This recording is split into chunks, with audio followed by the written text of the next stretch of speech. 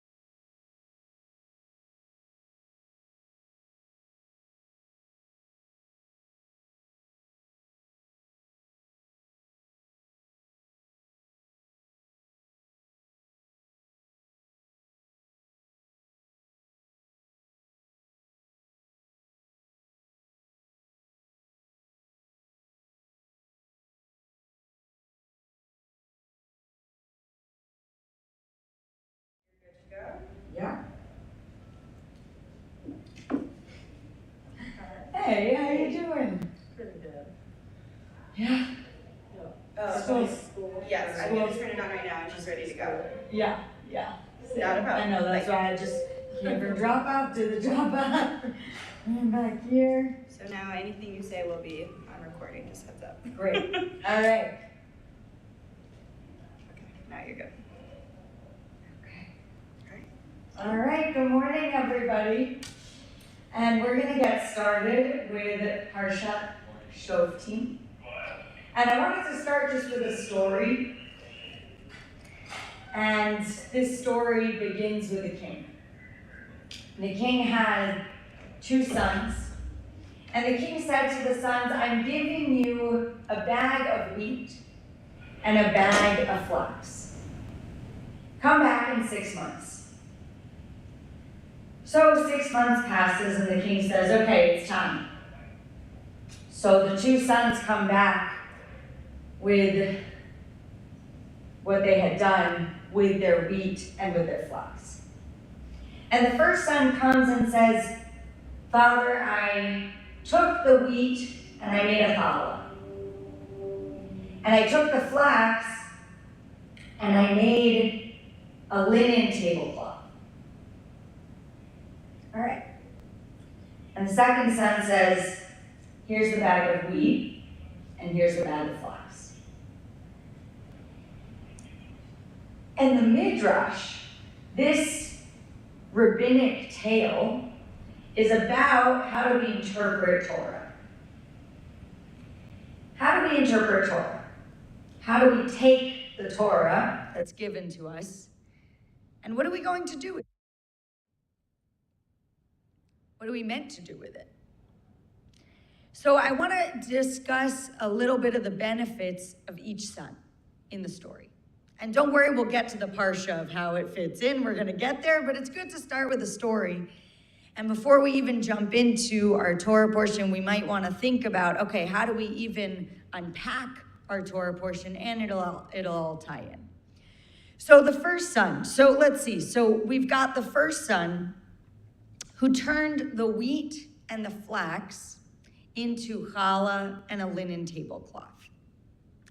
Now I would say this is one type of interpreter, that this is someone who is maybe always taking something and turning it over, turning it around. And if you have any ideas, feel free to jump in. If you're like, okay, yeah, you let me know. If you're like, I think this turner of wheat and flax into challah and a tablecloth, this is what it means, just jump in.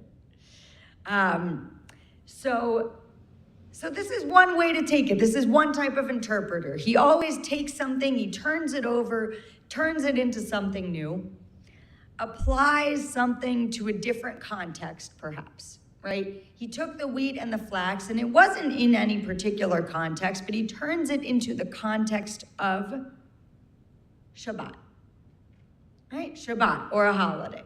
That's what he does with the wheat, the raw material, the wheat and the flax. And he applies it to a different context and stretches it, I would say, in a really beautiful way. And it's someone who sees one thing and can imagine another. Right? That you have to have a certain type of personality to be able to say, I'm looking at this raw material and I can actually see how it fits into something completely different.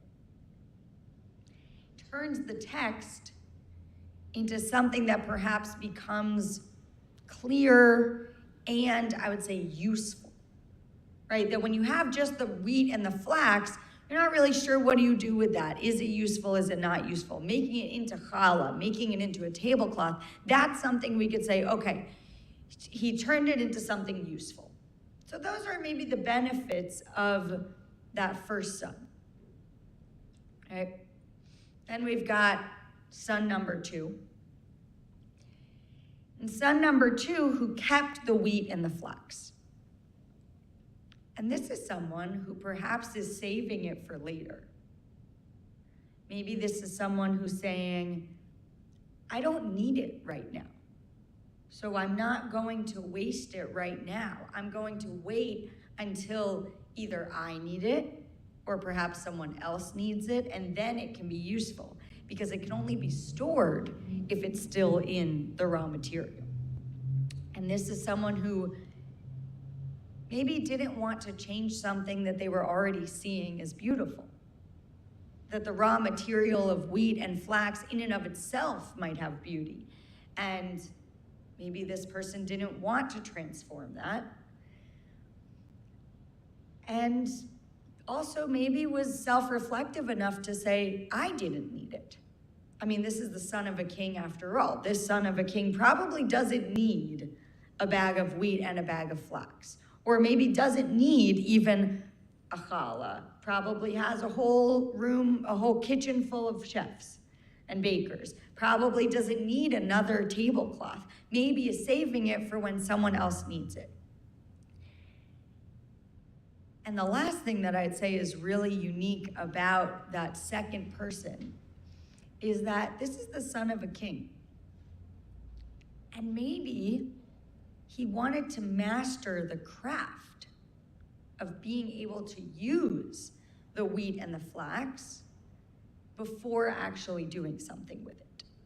That instead of maybe rushing to say, okay, I was able to turn it into something, that this son maybe was saying about the wheat and the flax, you know what? I want to really learn about what I could do with this. I want to become a master baker. I want to become a master weaver before I'm going to take these materials and just hastily make it into something. So there are benefits of both of these sons. And then I would say they both have deficits. The challah and the linen, this son may have jumped to what is on the surface. After all, when we think of wheat, and if we're in perhaps a Jewish context, we think, okay, wheat becomes challah. Easy. Flax, oh, great. Flax is most widely known as linen. And what do we use linen for? A tablecloth. That this son may have used what was just on the surface of what these materials could be. There wasn't so much exploration. There wasn't so much creativity or ingenuity here. It was just, okay, I'm able to take these things and I can turn it into this thing, great.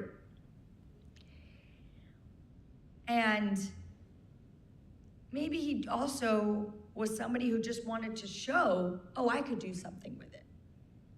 That there's a little bit of a showiness to that first son, perhaps, of someone who just says, oh, I'm not gonna just hold on to these raw materials.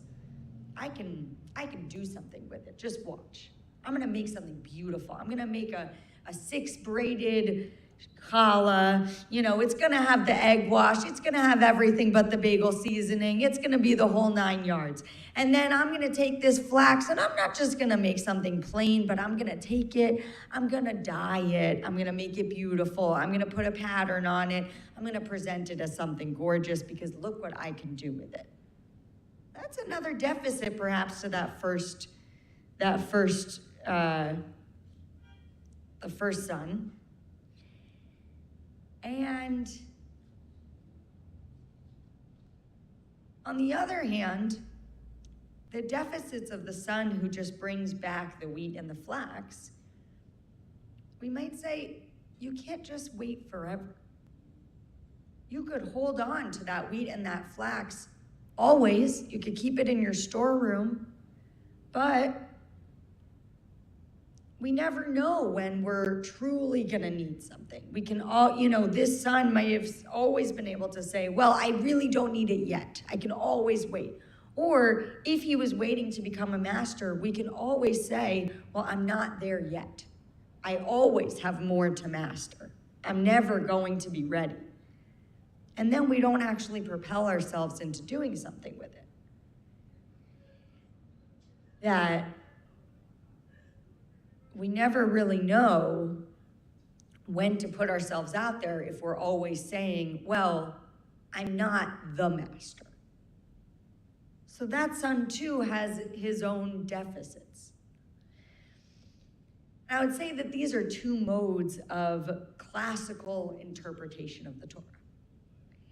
That interpreting text and classical sources, we could go with the first son, we could totally reshape it. We can take the Parsha and we could totally transform it into something different.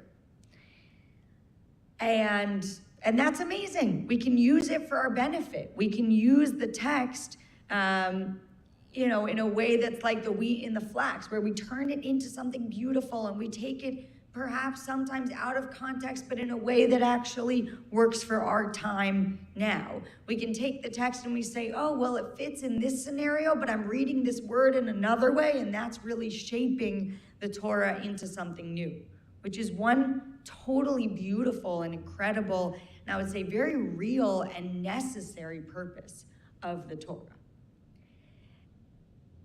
And then there's also the side of keeping the text as raw material, of keeping our Parsha, not jumping to conclusions, refraining from shaping the Torah into the sole purpose of benefiting how we want to read it. At transforming the text into what we feel is most useful is not necessarily true to the text every time. And sometimes we lose sight of where it came from. We might have, something from the Torah where we say, oh, well, it means this, and really at its core, it doesn't. And sometimes that's okay. Sometimes it really benefits us and does amazing things for the world. And sometimes we might lose a little bit of what the Torah was saying. So there's also the beauty in seeing the text on its own, just having the raw wheat and the raw flax in front of us to be able to use it in that mode as well. So that's kind of our two sides of interpreting the Torah. And you still might be asking, okay, but what about this week's Parsha? Isn't this a Parsha class? It is. And we're blessed, I would say, because this week's Parsha of Shoftim is where the rabbis actually find a verse that highlights what they say is their authority. That it's in this week's Parsha where the rabbis are able to interpret the text and say, yes, there's the Torah's text. And also, rabbis of old, nice maybe for rabbis today too, but really we're talking about rabbis of old who were these master interpreters of the text, that they were able to say, we have authority in how we interpret the text.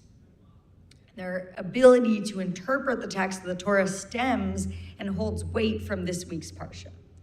So, okay, I want to get out our Humashim, and I actually forgot to put one up here, so if you could just pass me, and we're going to be if you're in an Eitz Chaim, we're going to be on page 1091.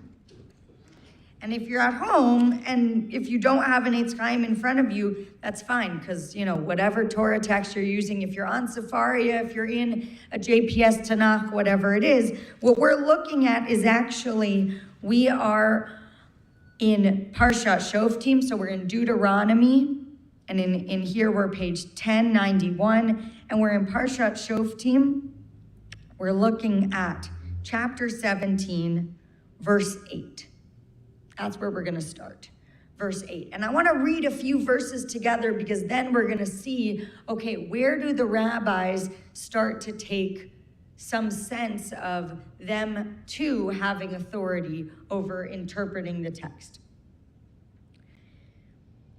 So we start with verse 8.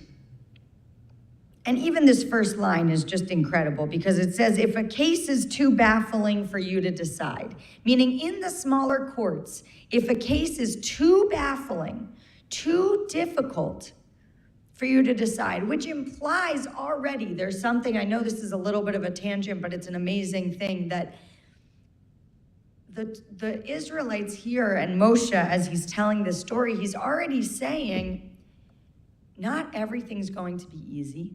There are situations where we're going to have to go to higher authorities, that we can't always know how to deal with everything on our own, and that is totally okay. And actually, the word that the Torah uses ki yipaleh, which our Eitz Chaim translates as baffling, but it's actually the same root as nifla or pella, which is wondrous.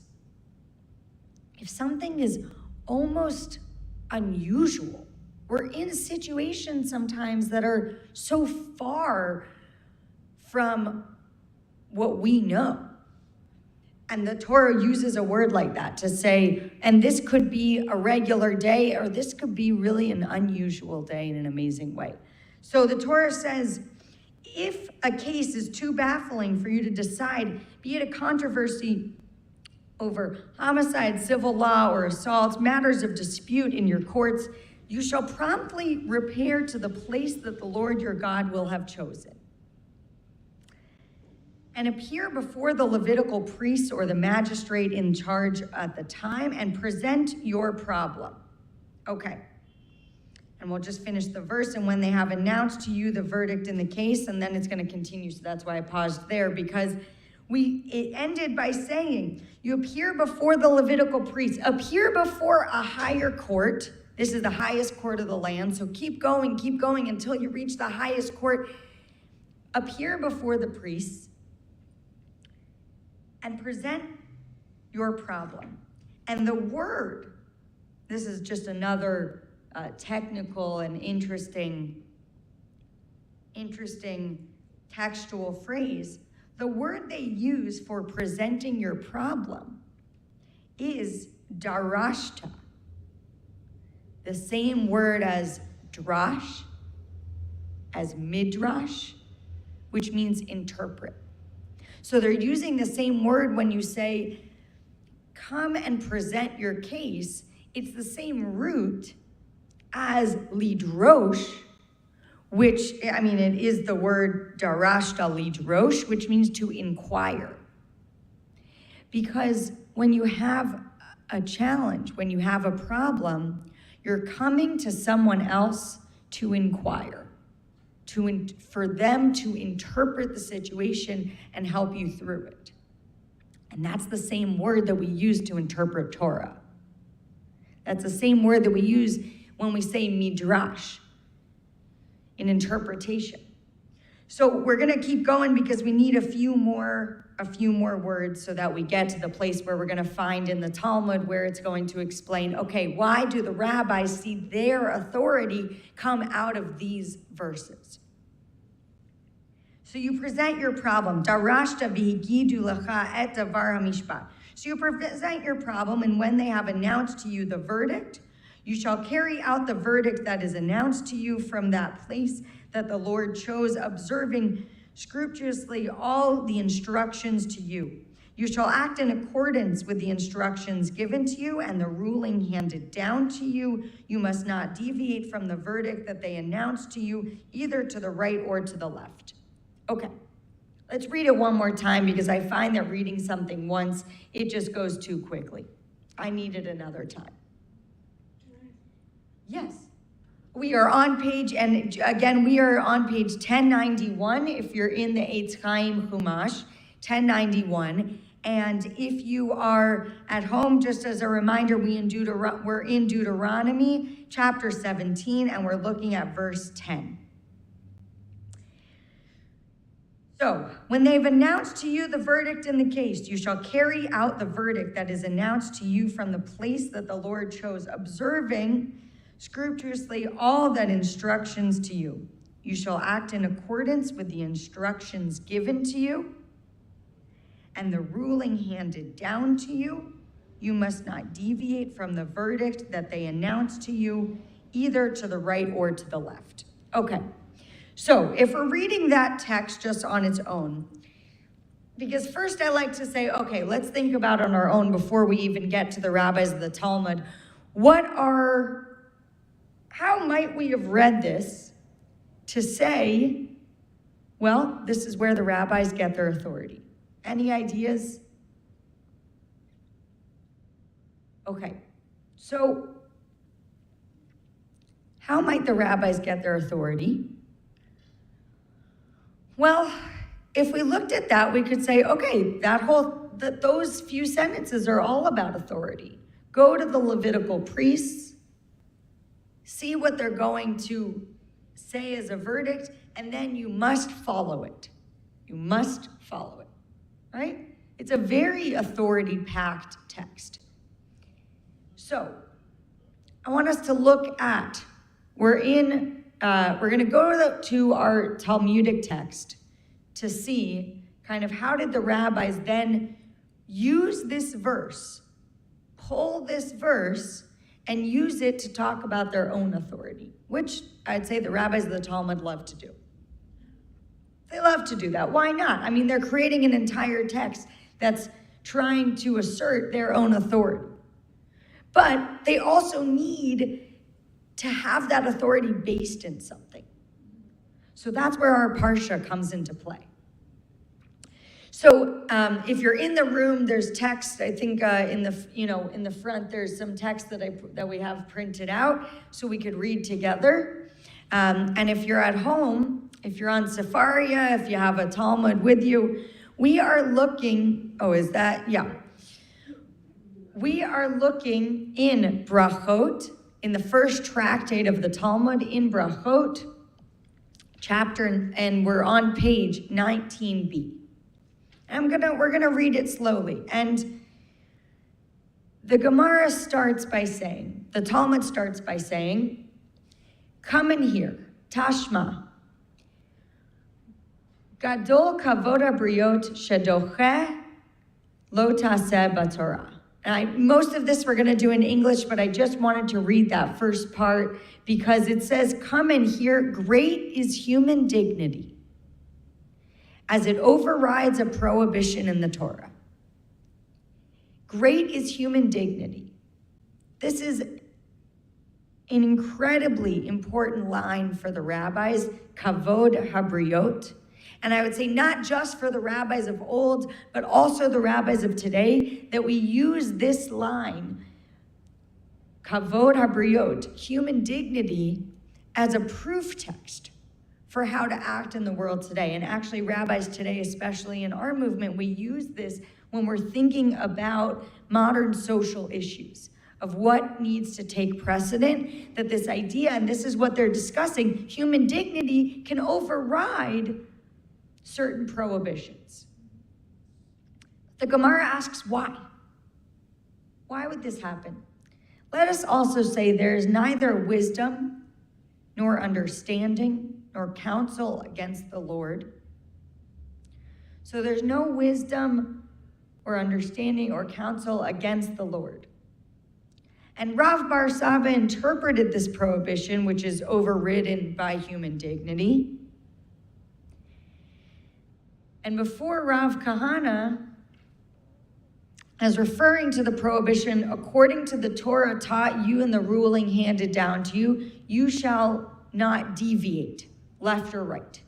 And that's our line from this week's Parsha, right? You should not deviate when something is presented to you. You should not deviate left or right.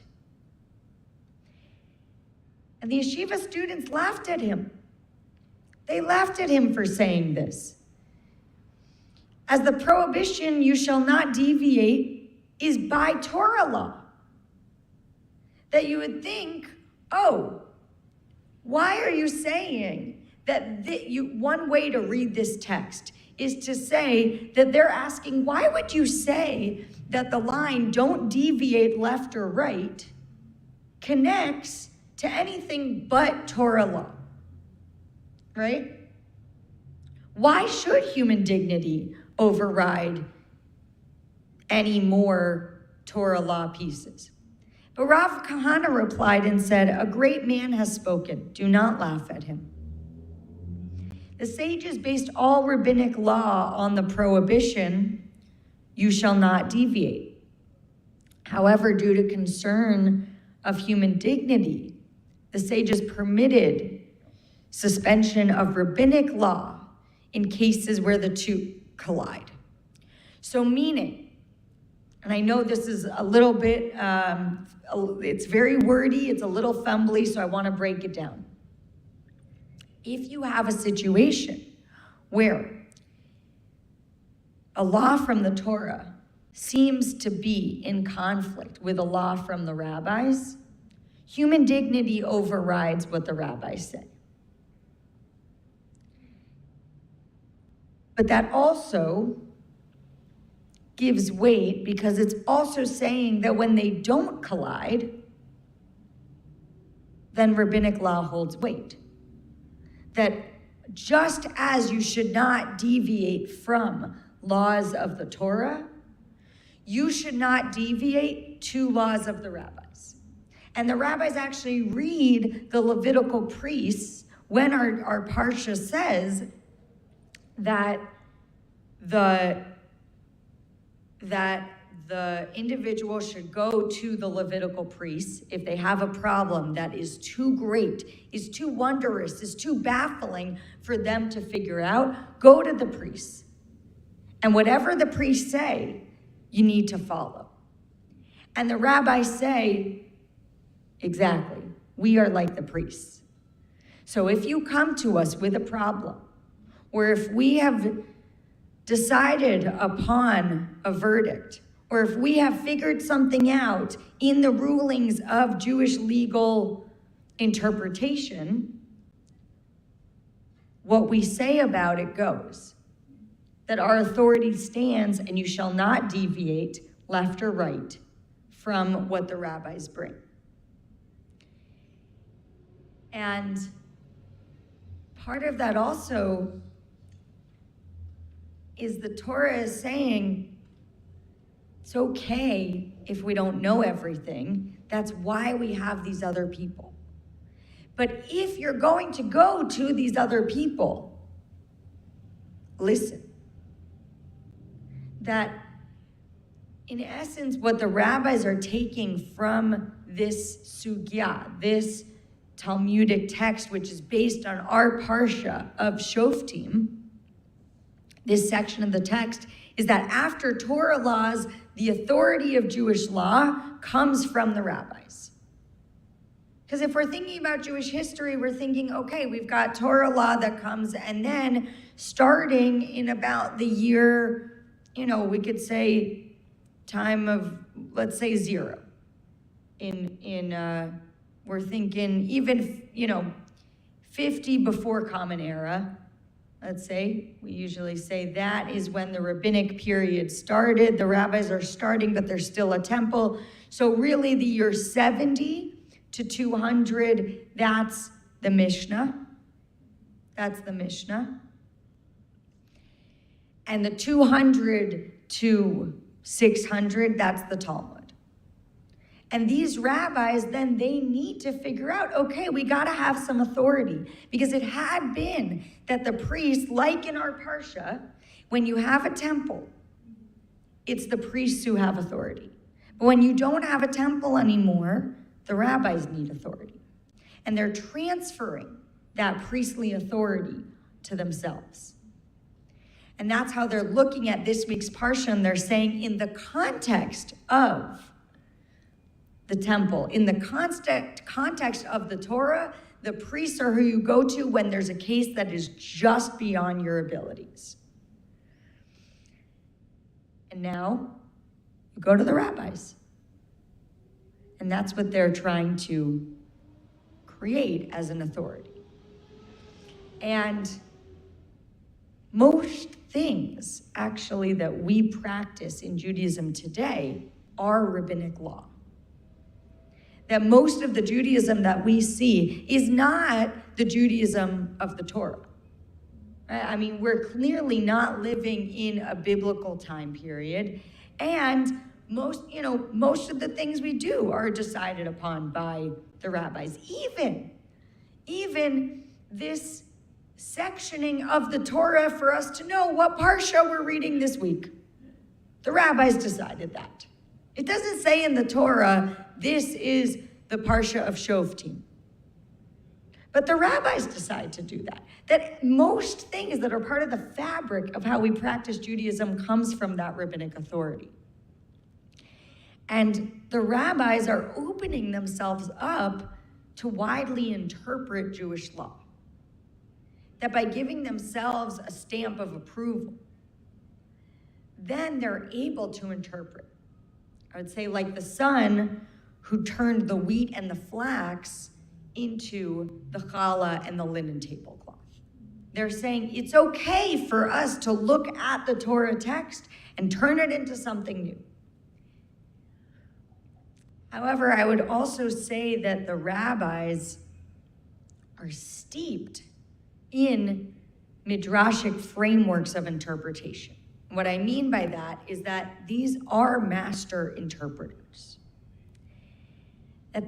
We have a midrash that lays out 13 different ways to interpret a text. There are 13 ways to interpret a text, 13 principles of interpretation. But what this means is that there's also limitations. That when we have a set number of ways to do something, that also says, yes, and we're still existing within some sort of container of how to do that. That even if the rabbis are turning the raw wheat and flax into a linen tablecloth and a challah, they also have so much knowledge. They did master the craft. They are working within some sort of framework. They're not just saying, oh, let me do something quick and showy and whatever I can do that's just a surface reading of the text. Sometimes it might be a quick reading of a text, but a lot of times it's not. It goes beyond that. That they're saying there are frameworks, there are guidelines, and there are rules that we keep in mind before jumping to interpretations. And in that way, I would say that the rabbis are also like the son who kept the wheat and the flax as is. Because they're still focusing on this raw material.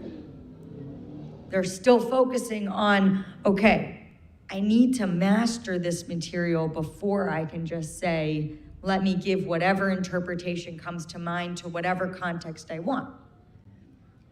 But when they've mastered that, then they're able to say, well, there are some things that we can change.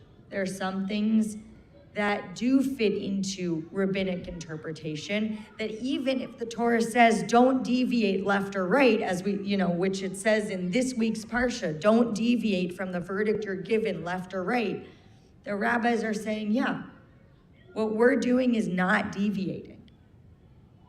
What we're doing is actually an appropriate way of reading the Torah and interpreting it. And I would say that also opens it up for us to interpret. That the rabbi saying that the authority lies within the rabbis, that doesn't necessarily give us the ability to do whatever we want, but it does open the doors a little bit. So, as we're reading the Parsha, I just want to say thank you for allowing me, we're just picking out this one line. But that's what the rabbis did. They were, when we look at that text from Brachot, from the Talmud, they just focused on one line. And they're able to create an entire conversation from that. And the same thing, we can read our Parsha. And that's why, when I say, okay, I got to take you on a tangent here. That's what the rabbis were doing. That's what they're doing. They're taking one line and they're saying, okay, we just got to dive in here for a moment. Because that's where the interpretation comes. That's where the exploration comes. And as we saw also in our Parsha, the word darash is there. Midrash, lidrosh, to inquire, to explore, to interpret, to pull out of something. That's how we engage with our Torah portion. So that is a little learning for this week's Parsha of Shoftim. And this is the start every single week. We're going to have every week, Tuesday morning. Today was at 9 o'clock because it's Rosh Chodesh, so I wish everybody a Chodesh Tov, a good month of Elul. Usually we're going to meet at 8:30 every week, Tuesday, right after morning minyan. And we hope you continue to join us. We'll be here in person and on live stream. And Chodesh Tov, everyone. And And come to morning, of course, and the reason why it is at 8:30 is come to morning minyan, and there's a light breakfast after, and hope to see you next week. That was Chodesh put Tov. everything in context. It was just